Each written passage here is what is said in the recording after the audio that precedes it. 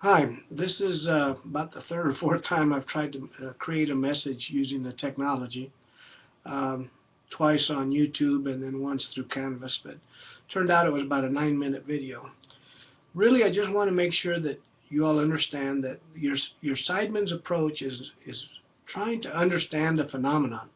You're not trying to explain, you're not just trying to get general information.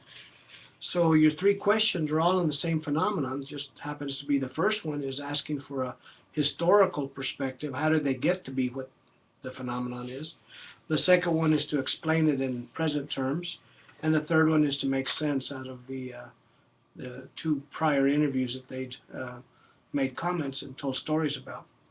You've also seen examples of good interviewers for the assignment where you've had to do that. Whether it's Jane Goodall or, Amy Goodman, or I don't know why I said Jane Goodall. But notice when they pause, and that they're all, to be good interviewers, they're good listeners. And so you need to listen for the whole 90 minutes. And if they pause, let them pause, especially in cultures like Native Americans where they do a lot of pausing, and they'll let you know when they're done or when it's time for you to interject. Now, if they're stuck, you should have been taking notes in the interview with just documenting words or phrases or concepts that they bring up. And then when there is a pause, if you don't see them progressing, you would then ask them to go back to that point and explain it again, or give you a deep example of it, or clarify something that wasn't clear to you. But otherwise, the 90 minutes is for them to have, and you don't want to make it 45 minutes, and you don't want to go much over. The researchers in this area have determined that 90 minutes is what the target is for the Seidman approach. Learn to be patient and listen actively, and don't interrupt. But if they're starting to take off in the wrong direction, of course, by all means, read Seidman. It gives you some of the guidelines and parameters for doing exactly this.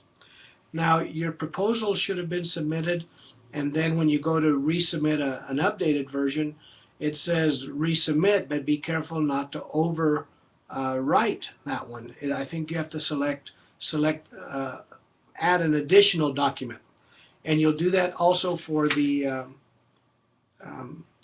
informed consent, which I'm ready to review, but most of you all have not submitted an updated version from the first proposal.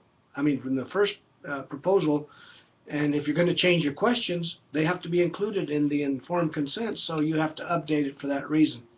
Once you're done with that, you've got 2 weeks to get the interviews done. You would do the interview 1, let's say, beginning of this week, interview 2 at the end of this week, interview 3 at the beginning of the following week. So it all gets done within a 2-week margin.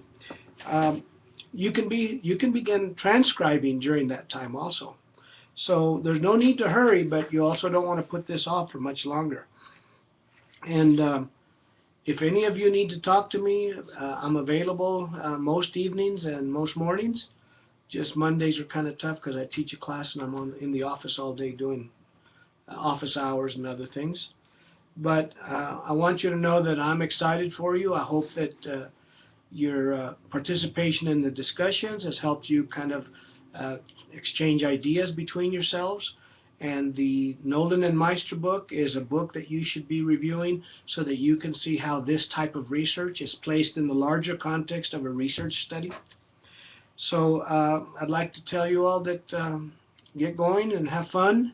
Enjoy it. It is a little bit of dedicated time and a little bit of hard work, but it's worthwhile. And when you come out on the other end, you'll be amazed at what you learned by going through the experience. And so I want to thank you all and hope this video is successful. Thank you.